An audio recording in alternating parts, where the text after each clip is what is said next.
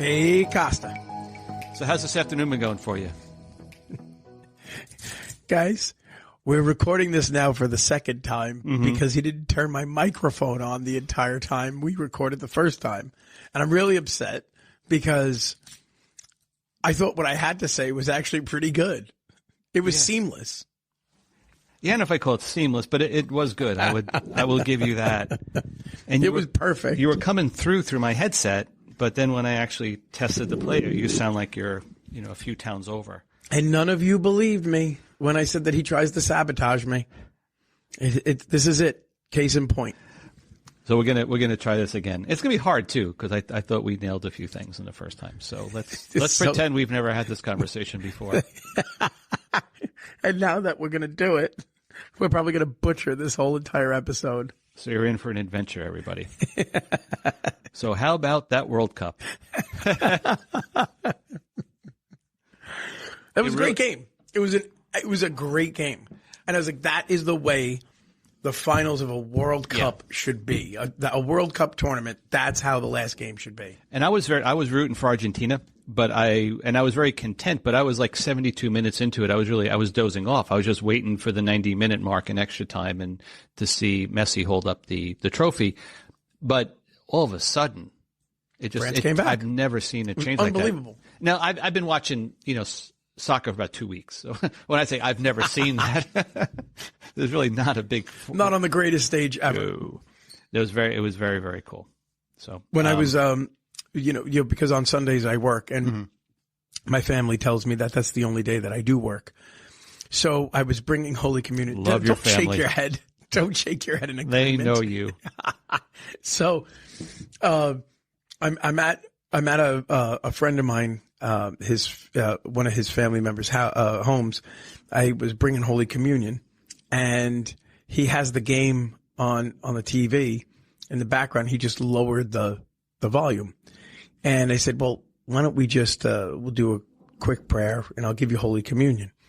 So he thought he put it on mute, and we were like halfway through the Our Father, and you just hear ah. Come from the TV? Yeah. That's great. We just start laughing. Well, I'm enjoying these games. I've gotten a little bit into soccer over the years. I don't know much. I wish I understood more about strategy, but it's very pleasing to watch. I enjoy the fact there are no commercials for 45 minutes because I have the attention span of a flea. Oh yeah. Yeah. So I really find it really good. But then the NFL comes on right on the heels of that. And as my son, great games. They were great games. But as my son Ricky said, it's like 4 hours of commercials that they occasionally interrupt with like a football game. It's like I can't stand it. It's just too much. I do like the game. The game looks great. But when every other play you're going to commercial. The commercial breaks are all the time. But I feel like the commercials go quicker because now they put like the little spot on the little view, camera view on the screen while the commercial's going. Makes me feel like I'm not going through a long set of commercials, which is probably wrong. It's probably the same amount of commercials. But they trick you into doing that because what you're really doing is you're watching the players stand around, but you still feel like you're in the game. Sipping on Gatorade. Yeah, I know. They're not doing anything. Yeah, and my Lions are, kicking butt. They are. I'm loving it. They started off like 1-5, 1-6, and they have a decent now playoff 7-7 now, right? They're like a half a game behind Washington because Washington lost, and they got the tie. So Washington is still ahead of them. Okay, because they're like Washington is like 7-6-1, and the Lions are 7-7. So we're right there. We're knocking on the door for the last playoff spot. We're going to have to probably win out. We've talked about this before, but I've never known a Detroit fan ever for anything. Listen, my Tigers and the Lions. My favorite football plays, and I didn't sign up to be a Lion fan because I was a Tiger fan. We were we would always watch like NFL Films Presents. Would always have like that. The right Steve Sable before he passed away. I love those. God rest his soul. Yep. He did an amazing job on those shows. The Frozen Tundra. Yeah, right. And And I always enjoyed highlights of Barry Sanders and Herman Moore. And I just became a Lion fan. So I have been a Lion fan just as long as I've been a Tiger fan. Wow. Long suffering. Yeah, for someone from New York, that really is fascinating. Yeah. Because you see like a lot of front runners, especially in football. So there's a lot of Cowboys fans, and even this year you're seeing a lot of Vikings fans in New York. Exactly. Yeah. Nobody. You're like the only Detroit Lion fan in the state of New York. That's why I was very happy to wave that blanket around, that my Detroit Lion blanket around. Oh, you do it when you're office, don't you? Yeah. Oh, I forgot. I brought it on the morning announcements this morning. Oh, did you? Yeah, I did. Show how closely I watch those. Rich Costa doesn't pray here, people. But anyway, Merry Christmas, everybody. This we decided not to go forward with reading the gospel because depending on the mass you go to, there are multiple options for the depending on what part of the day you decide to go to mass on Christmas. There's a different gospel. There's the genealogy where you get the history, essentially the Ancestry.com version of, the biblical version of Jesus' birth. All filled with people that you would not want in your house. Never, ever. Yeah. You don't want in your house and you can't pronounce their names. There's a whole podcast there, but at another time. But, then there's the St. Luke's gospel version, basically known for Linus's, speech there in Charlie Brown's Christmas special. That's where Luke got it from. That's where Luke got it from. Yeah, from Charles Schultz. Schultz. And then during the day, it's John's gospel, like in the beginning. John takes his first chapters there, and sums up Jesus's birth or being begotten from the very beginning of creation. So what we wanted to do is really just speak about, I wanted to raise the question first of why do we have joy? Why does the church celebrate this celebration with great joy? And I think I would like to start with one of the church's great hymns that we've probably heard millions of times during this season, is O Holy Night. And I just would like to read the first verse of O Holy Night, because maybe we've heard it a million times, but we don't listen to the words. Yeah, when you pointed it out to me earlier, I was really amazed by this. So go for it. So here we go. O Holy Night, the stars are brightly shining. It is the night of our dear Savior's birth. Long lay the world in sin and error pining, till he appeared, and the soul found its worth. A thrill of hope, the weary soul rejoices, for yonder breaks a new and glorious morn. I love that first line, that first verse, because it speaks to, there's so much, obviously, scriptural piece to it, but like the person who penned, this, the words to this, long lay the world in sin and error pining. It really is echoing St. Paul, who says that all creation is groaning, waiting for healing and redemption. You often, at least I will often hear people bemoan the world today, and a lot of times for good reason, because there is a lot to bemoan and to look to rectify and fix. But it's not like the worst it's ever been. It's just the guy that wrote this, knew it, and Paul knew it. It is what it is, and we want to do our best to alleviate the pain and the suffering and the hurt and all that stuff. But I think some people wear it as a badge. Yeah, well, this is the worst it's ever been. No, it's not. Yeah, and then it goes on to say, till he appeared and the soul found its worth. The soul found its worth. I love that. And it can only find it in the incarnation. Right. Yeah. Not in the self-help section of Barnes & Noble. Yeah. A thrill of hope. The weary soul rejoices. Yeah. For yonder breaks a new and glorious morn. That something new is taking place here at the birth of this child, right? At the incarnation. That, that there is like that the soul and all of the pain that the soul goes through trying to find its joy and its peace is not found in anything other than this child. Mm-hmm. Because I love that line. It's like it reorientates it. It finds itself again. Till Jesus appeared and the soul found its worth. Yeah. Yeah. I'm glad you point that, because I would have also heard that song a whole number of times this year and not really noticed it. Mm-hmm. The question that led to about the hope, the question that asked about the hope led me to ask some students today about what they hope for Christmas. And you've heard us enough that we often get profound things from students. And we've had students on here saying profound things that will leave my jaw dropped. And I'm not being sarcastic. It really does. Not today, though. No, that was not. Guys, he asked this profound question with three of the funniest and some of the best students that we have in the building. Yeah. And they do have a good sense, a good personality.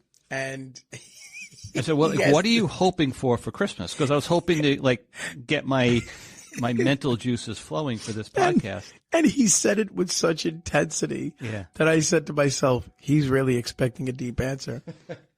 And the two answers that we got were priceless. What are you doing, a crossword? You doing a crossword puzzle? And then the second one said, oh, the reason I have hope, my birthday's in 4 days after. It was 4 days after Christmas. Kill me now. And I laughed. Great kids. They had no clue how serious you were. Yeah. That was pretty funny. What are you doing, a crossword? What's a four-letter word for hope? Hope, actually. But it made me think of when I realized I had to rely on my own resources, that the students would be absolutely no help this time. You couldn't get a cheap answer out of them. Now it's on me. But the line from today's gospel, which we're recording this on Monday, the 19th of December, and it's a reference to Elizabeth, and she talks about the last line that her disgrace is taken away, and she's referring to not having a child, and that's not what I'm referring to, but I'm more keying in on this word disgrace. Disgrace typically will mean that we can't see ourselves as God sees us. There's something that is coloring our view, diminishing our view of ourselves, and not experiencing the love of God like God loves us. There and that whatever that thing is, whatever is causing us disgrace, can be external. It could be given to us from the outside. It could be rumors about us. It could be things that people have said. It could be a betrayal by someone that we never thought would betray us, a misuse of trust, or it can be something we bring on ourselves by our own insecurities. And it could be FOMO, that everybody else has it better, which would be jealousy, or there's another thing out there that I'm missing out on. Whatever it might be. Maybe I'm just putting something up on social media. I'm not getting enough likes, and we feel disgraced about that. Whatever the case may be, that hope that is contained in the words to O Holy Night can help us pass that disgrace. And so that was just some of the things I was thinking about in terms of how we can look towards this Christmas to save us and understand the incarnation as the saving grace of us. Yeah, one of the other things too that actually happened in my office earlier before the moment that you had. This was cool. Yeah, well, that brings kind of the disgraces. Yeah. Is the sins that we kind of accumulate, right? Mm-hmm. Yep. Mm-hmm. And we hold on to them. So, the thing that's super wacky about my room is that anything and everything kind of happens and unfolds in that. Would you agree? He's not using hyperbole. It happens. It happens, right? You never know what's going to be going on in there. So I'm having a meeting with about 4 kids, right? I'm not sure I would use the word meeting. But meeting. There's 4 kids in there that brought French fries. They're hanging out. Yeah, right? There's hot chocolate going. So they're all hocked up on the joy of they're going to be out of here in You had sugar 48 cookies hours. earlier today. sugar cookies. I mean, I was partaking. Hot chocolate. Yeah. Like, come on, right? Like, this is like, you remember these moments later on in your life. So I'm like, let's add to it. Well, one of the teachers also TP'd my room. I got Elf on the Shelf. I got elfed, and there was TP everywhere. So, like, it was just madness in my room. It looked as chaotic as you could possibly picture it. And this conversation with these four students is starting off with, drama with this person and this person who this person was dating or talking to and waiting for responses and who's snapping me and this, that, the other thing. And then it just turns really quickly into, and this, that, and I did this. And, Father Dave, like, I got to be honest with you, like, I'm not going to tell you what I did, but like, you kind of know what I did. And well, you don't know what I did because I went to your friend for confession when he came because I didn't want to go to you. But they all we went from this funny joking moment to like having a very serious moment of saying like, guys, I told them, I was like, I love this conversation right now because as much as we're laughing, you can look at what you did wrong. And you knew that confession was the answer to the healing that needed to be done, that needed to be done. And that setting gave them the freedom to do that. It did. And I was like, the very fact that you could say this in front of a priest and be this comfortable to say, like, to laugh and joke and go, yeah, I needed to go to confession. And like, Father. And I was like that to me shows that like as much as we're joking around, that they do take it serious. Yeah. And they had the ability to let go of the disgrace. Yeah. To say it's finished. Exactly. Now, probably not in words, and I don't think that dynamic would happen to them, but I think you're seeing that dynamic in the fact they can now joke about it, something that, 3 or 4 weeks ago they couldn't. And the they in this case could apply to any of us at any time. Yeah. Yeah. I came across this great quote which fits this. So this is from Mother Elvira Petrozzi, and she says, "We who are constantly turning our gaze to the past are incapable of breaking the chains that bind us to everything that made us suffer and humiliate us." Like, we're incapable of doing that. However, we experience that by trusting our yesterday to God's mercy, we can live a different today, always new, a day that is alive with new opportunities, open to our true freedom. Sometimes we're so lost in our thoughts with a heavy burden from the past. Other times we are fearful, nervous, or confused.